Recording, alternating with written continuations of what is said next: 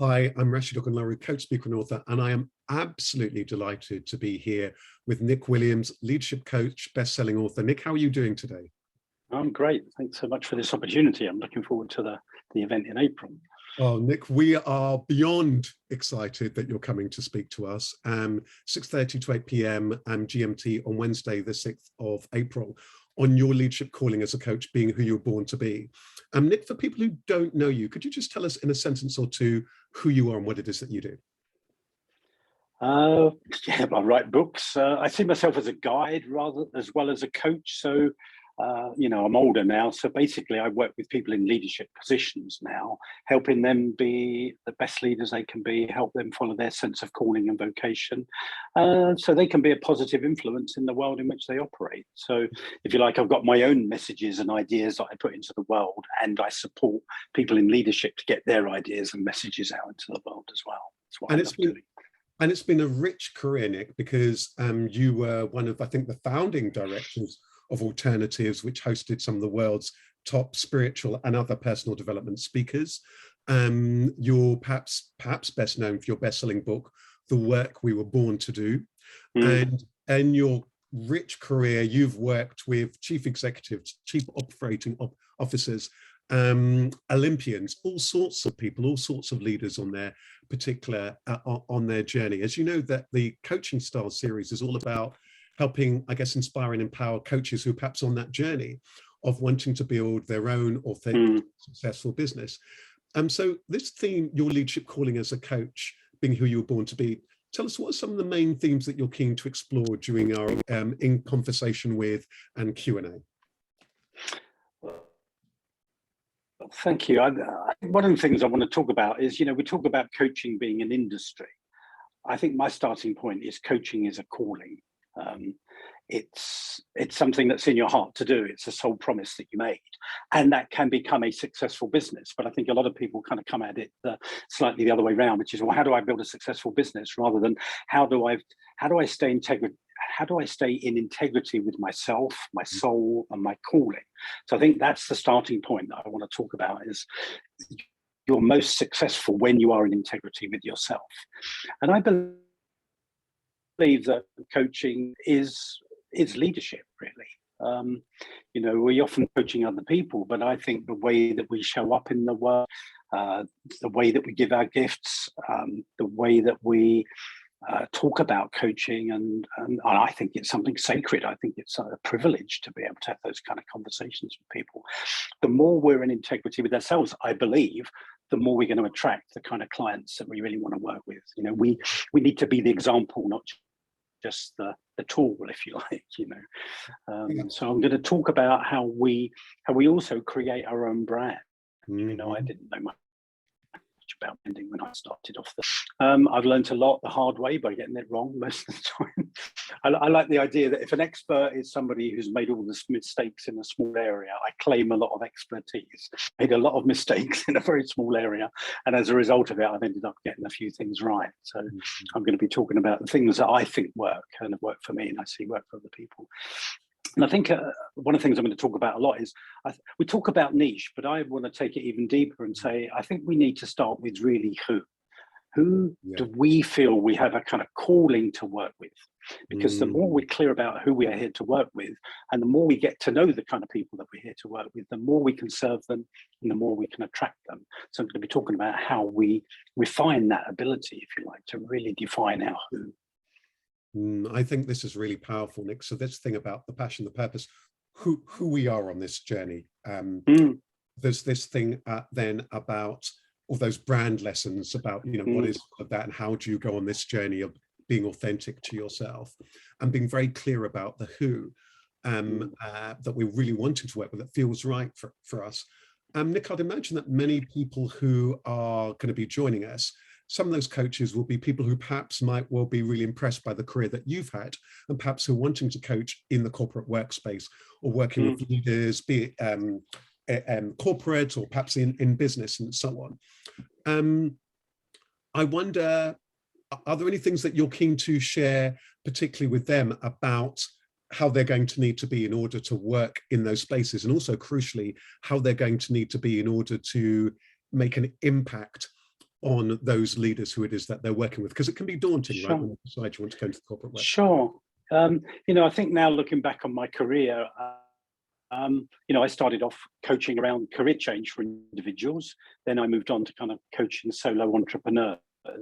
And now, not exclusively, I still coach, some individuals and some entrepreneurs. But basically, I do now coach people in leadership. So for me, it's been an evolutionary journey. I didn't start off saying I want to coach people in leadership, if I'm honest. 30 years ago, I would have said, what the heck have I got to offer people in leadership? So for me, it's been a journey of updating my own sense of identity. So I'll talk about some of that.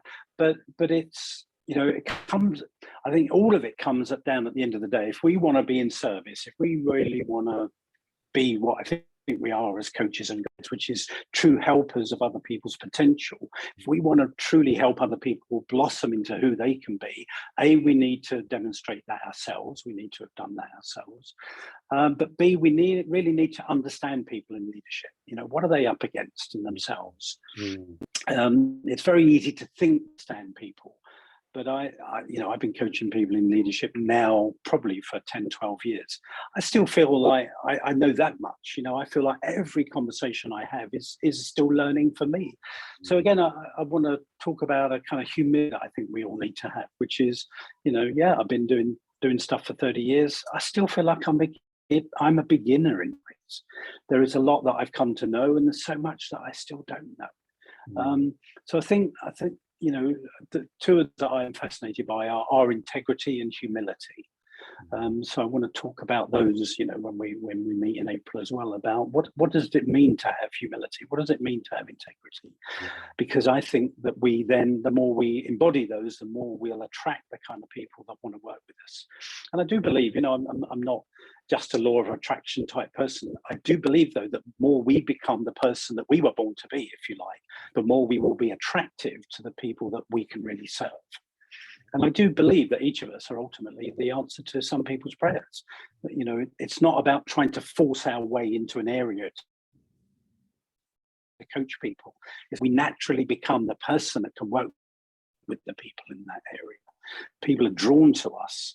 And we have these conversations, you've probably experienced it, I'm sure, people watching this, where you have a conversation with somebody, you go, we're just right for each other. It's almost like life has brought us together. We are an ideal match. I understand your problems. I can really help you. And the other person goes, you're the answer to my prayers. I feel like I've been looking for you or somebody like you to help me.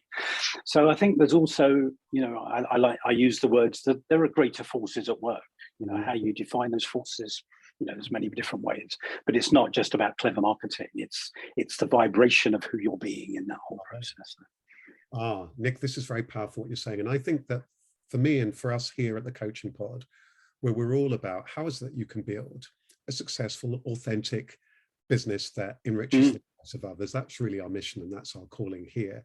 And one of the things that struck me, even just from this short conversation that we've had, is how you have a way of stripping away a lot of the noise or the fears and all of that kind of stuff around that, and just getting us to be clear on those very simple things. The who am I? What am I really about? Who are the people I'm drawn to work with? And I guess it's this thing about, the work that we're born to do. Nick, is there anything else? Are there any messages that you're going to be wanting, without giving too much away, about having done a lot of the work that you have done with leaders and COOs and so on, chief operating officers, and we do find ourselves in extraordinary times when it comes to leadership. And I think you touched on this a little bit. I'll be curious, and I will ask you a lot on the day around how you feel about where we are around that whole leadership industry, because of course, leadership has blossomed as an industry also over about the last 15 years of people talking about leadership. Before, it was probably far more about management and so on.